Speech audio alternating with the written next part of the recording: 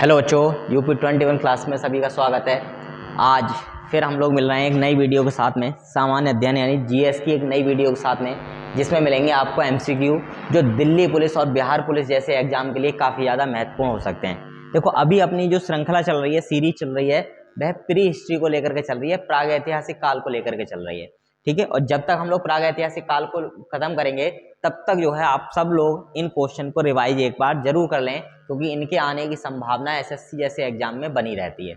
इसीलिए हम लोग जो है इस सीरीज को आगे बढ़ाते हुए चलते हैं आज पहले क्वेश्चन की ओर।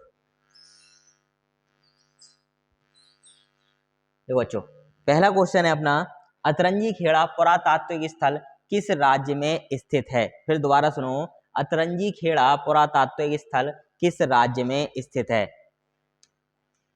देखो, अतरंजी खेड़ा की बात करी जाए तो अतरंजी खेड़ा जो है वो कहाँ पर है, उत्तर प्रदेश राज्य में स्थित है। कहाँ पर स्थित है बेटा, उत्तर प्रदेश राज्य में अतरंजी खेड़ा स्थित है। ठीक है, बढ़ते हैं अगले क्वेश्चन की बात। एक चीज हमें ध्यान रखनी है कि अगर हम महाराष्ट्र की बात करें तो महाराष्ट्र में एक स्थान आता है दैमाबाद। कौन सा आता है, दैमाबाद। और दैमाबाद जो स्थान है, उस स्थान को सिंधु घाटी सभ्यता का सबसे दक्षिणतम बिंदु माना गया। क्या माना गया है, सबसे दक्षिणतम बिंदु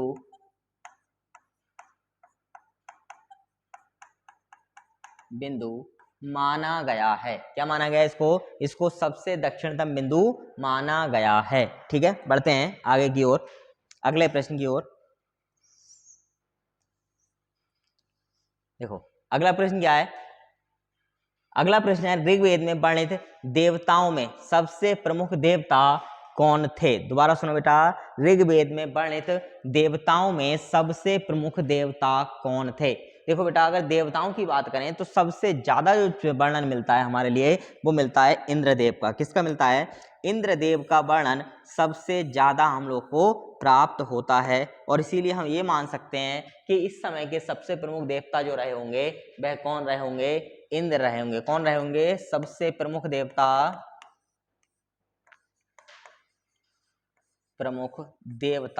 कौन रहे थे उस समय, इंद्र को सबसे प्रमुख देवता माना जाता है। लेकिन जब ऋग्वेद के बाद उत्तर वैदिक काल स्टार्ट होता है, क्या होता है, उत्तर वैदिक काल प्रारंभ होता है, तो जो इंद्रदेव थे इनकी महत्ता जो होती गई थी वो क्या होती गई, कम होती चली गई। लगातार क्या होते रहे, इनकी वैल्यू गिरती चली गई। बढ़ते हैं अगले क्वेश्चन की ओर।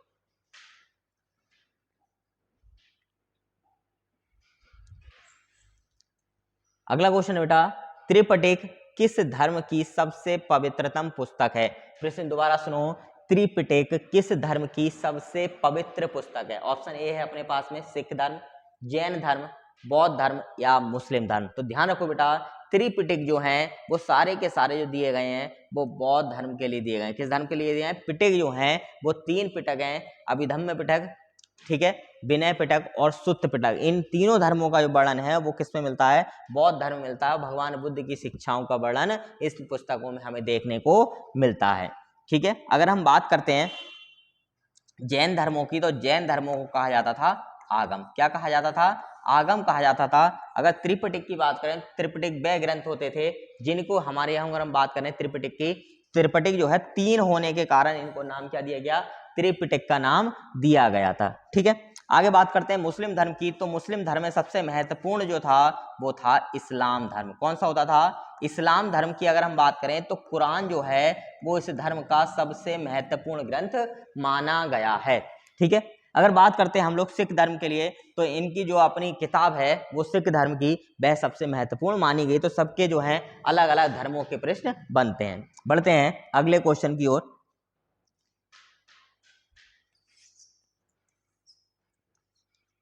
बेटा, अगला क्वेश्चन है, किसको चालकोलिथिक युग भी कहा जाता है। प्रश्न दोबारा सुनो, किसको चालकोलिथिक युग भी कहा जाता है। ऑप्शन ए है अपने पास में पुरा पाषाण काल, ताम्र पाषाण काल, नव पाषाण काल या मध्य पाषाण काल।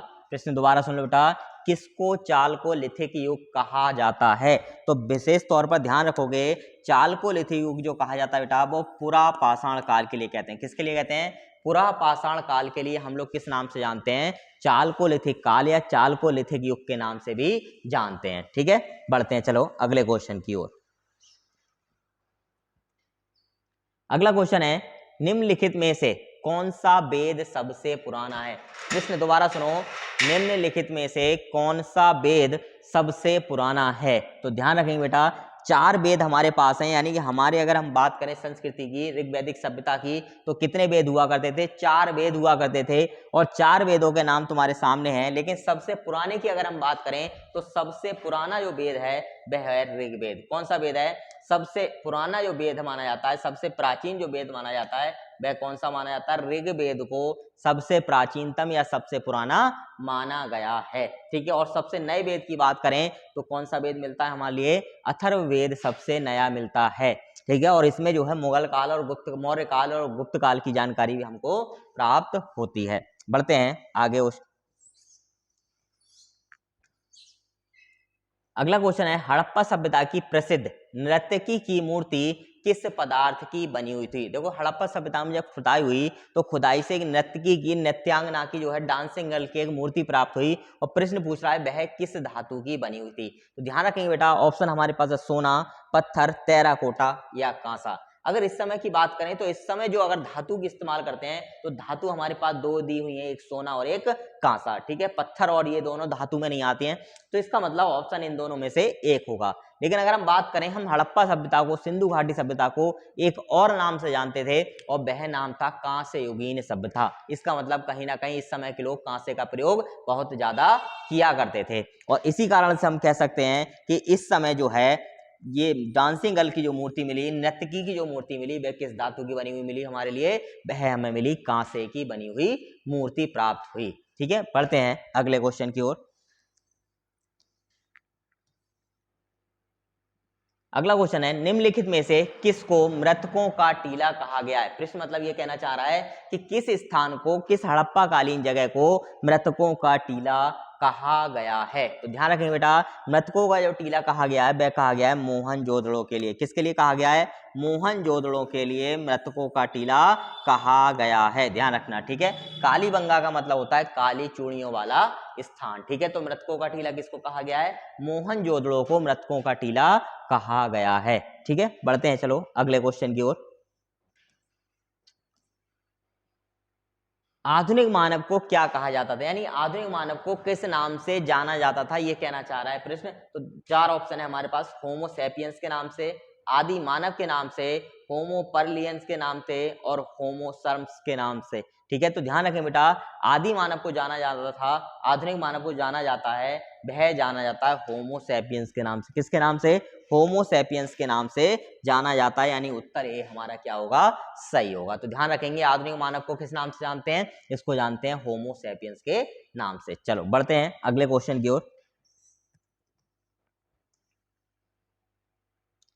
क्वेश्चन है आधुनिक मानव होमो सैपियंस का प्रादुर्भाव किस काल में हुआ था, यानी जो होमो सैपियंस है, ये जो प्रजाति है मानव की, इस किस काल में आई थी, या किस काल में इसका प्रारंभ हुआ था, किस काल में जो है उदय हुआ था। तो ध्यान रखेंगे बेटा, जो होमो सैपियंस है, जो आधुनिक मानव है, उसका प्रादुर्भाव जो हुआ था वह हुआ था उत्तर वैदिक काल में। किस में हुआ था, उत्तर पुरा पाषाण काल में जो है इसका प्रादुर्भाव हुआ था, कह सकते हैं इसका जन्म किस समय में हुआ था, उत्तर पुरा पाषाण काल में हुआ था। यानी पुरा पाषाण काल जब खत्म हो रहा था तब जाकर आधुनिक मानव का क्या हुआ था, जन्म हुआ था।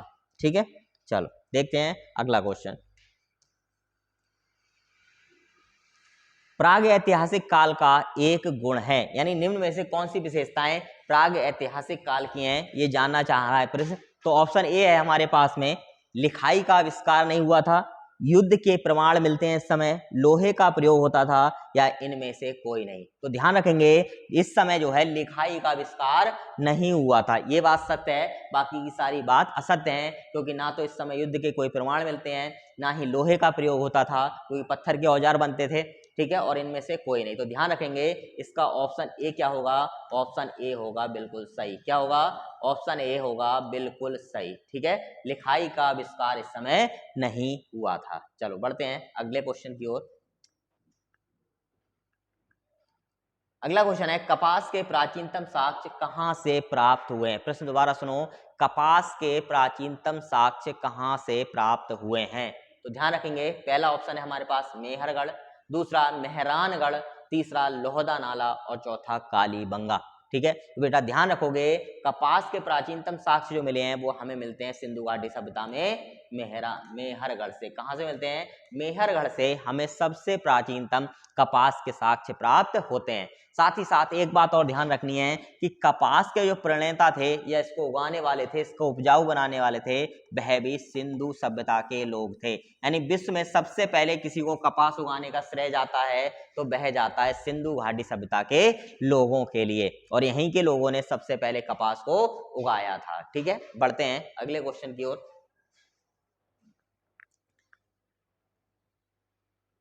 अगला क्वेश्चन है, किस काल को आखेटक तथा खाद्य संग्राहक काल कहा जाता है?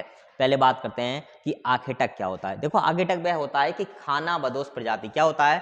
खाना बदोश प्रजाति जो होती है उन्हें क्या कहा जाता है? आखेटक प्रकार का कहा जाता है। ठीक है, और खाद्य संग्रह मतलब खाने को इकट्ठा करने वाला। तो ध्यान रखेंगे, आखेटक और खाद्य संग्राहक की अगर हम बात करें तो पुरा पाषाण काल को क्या माना जाता है? आखेटक और जो है खाद्य संग्राहक काल माना जाता है। ध्यान रखें, क्या माना जाता है? पुरा पाषाण काल को आखेटक और खाद्य संग्राहक माना जाता है। नव पाषाण की बात करें तो आग की जो खोज थी, उपयोग जो हुआ था आग का शुरू, वह कहां पर हुआ था? नव पाषाण काल में उपयोग शुरू हुआ था। ठीक है, ध्यान रखना है इन क्वेश्चंस के लिए। बढ़ते हैं आगे। अगला क्वेश्चन है, किस युग को चालकोलिथिक युग कहा जाता है? सॉरी, ये प्रश्न दोबारा रिपीट हो गया है तो ध्यान रखना। ठीक है, चलो आगे बढ़ते हैं कि प्रश्न है, कुत्ता को किस काल में पालतू पशु बनाया गया था? ठीक है, ध्यान दोबारा प्रश्न पर दो, कुत्ते को पालतू पशु किस काल में बनाया गया था? तो ध्यान रखें बेटा, मध्य पाषाण काल में कुत्ते को पालतू बनाने लगा। इस समय मनुष्य जो है धीरे धीरे, पुरा पाषाण काल में मनुष्य जो है पालतू जानवरों को नहीं पालता था, लेकिन मध्य पाषाण की शुरुआत में और अंत तक मनुष्य जो है जानवरों को पालतू रूप में प्रयोग करने लगा था। इसीलिए ध्यान रखोगे कि मध्य पाषाण काल में क्या होता था? मध्य पाषाण काल में कुत्ते को जो है पालतू पशु बना लिया गया था। ठीक है, बढ़ते हैं आगे क्वेश्चन की ओर। देखो, अगले क्वेश्चन की बात करें। अगला क्वेश्चन है, कृषि का प्रथम साक्ष्य, प्रश्न दोबारा सुनो, कृषि का प्रथम साक्ष्य किस स्थान से प्राप्त होता है या प्राप्त हुआ है? तो ध्यान रखेंगे बेटा, कृषि का जो प्रथम साक्ष्य प्राप्त हुआ है हमें, वो प्राप्त होता है मेहरगढ़ से। कृषि के प्रथम साक्ष्य कहां से प्राप्त होते हैं? कृषि के प्रथम साक्ष्य हमें मेहरगढ़ से प्राप्त होते हैं, इस बात का विशेष ध्यान रखना। देखो, ये प्रश्न जो है दिल्ली पुलिस और बिहार पुलिस जैसे एग्जाम के लिए काफी महत्वपूर्ण है, और इनकी तैयारी मैं मानता हूं कि जोरों शोरों से चल रही होगी। इसलिए जो है इन प्रश्नों पर विशेष तौर पर जोर दिया जाए और इनको देखकर जो है तुम लोग अपने एग्जाम में बेहतर से बेहतर स्कोर कर पाओ। चलो बढ़ते हैं अगले क्वेश्चन की ओर।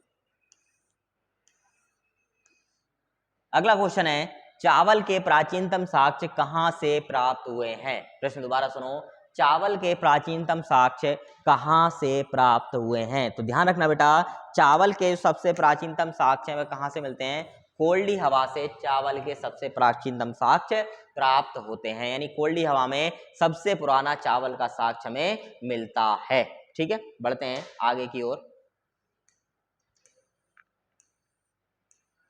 अगला क्वेश्चन है, ताम्रवती नाम से किस संस्कृति को जाना जाता था? प्रश्न दोबारा सुनो बेटा, ताम्रवती नाम से किस संस्कृति को जाना जाता था? तो ध्यान रखना, आहार संस्कृति को ताम्रवती नाम से जाना जाता था। ठीक है, किसके नाम से? ताम्रवती के नाम से आहार संस्कृति को जाना जाता है, इस बात को ध्यान रखना है। चलो बढ़ते हैं अगले क्वेश्चन की ओर। देखो बेटा, अगला क्वेश्चन है, ताम्र पाषाण कालीन इनाम गांव बस्ती किस संस्कृति से संबंधित है?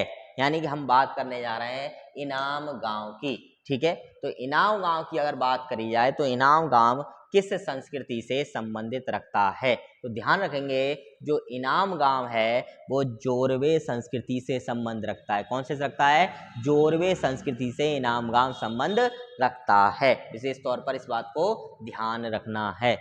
बढ़ते हैं आगे क्वेश्चन की ओर। अगला क्वेश्चन है, नव पाषाण काल में मानव था। ठीक है, ध्यान रखें बेटा, नवपाषाण काल में जो मानव था वह उत्पादक और उपभोक्ता हुआ करता था, यानी खुद उगाता भी था और उसका उपयोग भी करता था। ठीक है, यानी कि जो है कृषि उत्पाद को उगाता था और साथ ही साथ उसका उपयोग भी करता था। तो इसलिए क्या हो गया, ये उत्पादक भी हो गया और उपभोक्ता भी हो गया। ठीक है, तो ध्यान रखना नवपाषाण काल में मानव कैसा था, उत्पादक और उपभोक्ता दोनों प्रकृति का हुआ करता था। ठीक है, बढ़ते हैं आगे। अगला क्वेश्चन है नवदा टोली किस राज्य में अवस्थित है, यानी कि बात कहना चाह रहा है प्रश्न कि नवदा टोली जो जगह है वो किस राज्य में स्थित है। तो ध्यान रखना बेटा, नवदा टोली जो है वह मध्य प्रदेश में पड़ता है। किस में पड़ता है नवदा टोली? नवदा टोली मध्य प्रदेश का जो है एक जगह है और इस सिंधु सभ्यता का एक जगह है नवदा टोली। ठीक है, तो ध्यान रखेंगे आगे से। चलो बढ़ते हैं अगले क्वेश्चन की ओर। पहिए का आविष्कार किस काल में हुआ था? ठीक है, दोबारा प्रश्न सुनो, पहिए का आविष्कार किस काल में हुआ? तो बेटा ध्यान रखना, कुंभकारी और पहिए का जो आविष्कार है किसका? पहिए का आविष्कार, साथ ही साथ कुंभकारी यानी कुम्हार की कारीगरी का जो प्रारंभ हुआ था वह हुआ नवपाषाण काल में। तो सही आंसर हमारा ऑप्शन ए है, यानी नवपाषाण काल में क्या हुआ था, पहिए का आविष्कार हुआ था। ठीक है, बढ़ते हैं अगले क्वेश्चन की ओर। अगला क्वेश्चन है पाषाण काल को कितने भागों में बांटा गया? प्रश्न दोबारा सुन लो, पाषाण काल को कितने भागों में बांटा गया है? 3 में, 4 में, 5 में, 6 में। तो पाषाण काल को बेटा 3 भागों में बांटा गया है। कितने भागों में बांटा गया है? 3 भागों में बांटा गया है। पहला पुरापाषाण काल, पुरापाषाण काल। दूसरा मध्य पाषाण काल,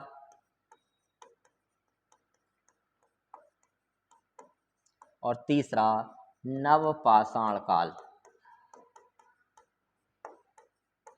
तो ध्यान रखेंगे बेटा, पुरापाषाण काल को कितने भागों, पाषाण काल को कितने भागों में बांटा गया?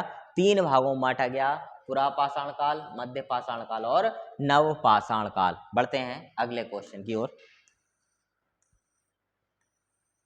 अगला क्वेश्चन है पुरापाषाण काल में मनुष्यों की जीविका का प्रमुख साधन क्या था या प्रमुख आधार क्या था? तो ध्यान रखें बेटा, प्रमुख आधार या जो था वो क्या था? शिकार। इसी तरीके से जीविका जो है अपनी चलाते थे, शिकार कर करके भोजन खाते थे और जो है उसी द्वारा जो है क्या करते थे, अपनी जीविका को चलाया करते थे। बढ़ते हैं अगले क्वेश्चन की ओर। अगला क्वेश्चन है पुरापाषाण काल में मानव था। ध्यान रखना बेटा, अभी बात हुई थी इस मामले में, पुरापाषाण काल में मनुष्य कैसा था? आखेटक और संग्राहक प्रकृति का होता। कैसा होता था? आखेटक और संग्राहक प्रकृति का होता था। बढ़ते हैं अगले क्वेश्चन की ओर। अगला क्वेश्चन है पूर्वी भारत का प्रमुख नवपाषाणकालीन स्थल कौन सा है? प्रश्न दोबारा सुन लो, पूर्वी भारत का प्रमुख नवपाषाणकालीन स्थल कौन सा है? तो ध्यान रखोगे चिरांद जो है वो पूर्वी पाषाण काल का जो है सबसे प्रमुख स्थल है। ठीक है, पूर्वी भारत का नवपाषाण काल का जो प्रमुख स्थल है वो कौन सा है? चिरांद। चिरांद को जो है पूर्वी पाषाण काल का जो है पूर्वी भारत का नवपाषाण काल का प्रमुख स्थल माना गया है। चिरांद किससे संबंध रखता है? नवपाषाण काल से संबंधित है। बढ़ते हैं अगले क्वेश्चन की ओर। पेबुल उपकरण किस काल से संबंधित? ध्यान रखना, निम्न पुरापाषाण काल से। किस काल से? निम्न पुरापाषाण काल से पेबुल संस्कृति के जो औजार हैं वो संबंध रखते हैं। बढ़ते हैं अगले क्वेश्चन की ओर। प्रथम पालतू पशु क्या था? अभी भी बात हुई थी पिछले बारी। ठीक है, तो ध्यान रखोगे प्रथम पालतू पशु जो था बेटा वह हुआ करता था कुत्ता। क्या हुआ करता था? कुत्ता जो है वो प्रथम पालतू पशु हुआ करता था। ऐसी और वीडियो के लिए हमारे चैनल को सब्सक्राइब करें और इस वीडियो को लाइक करें। धन्यवाद।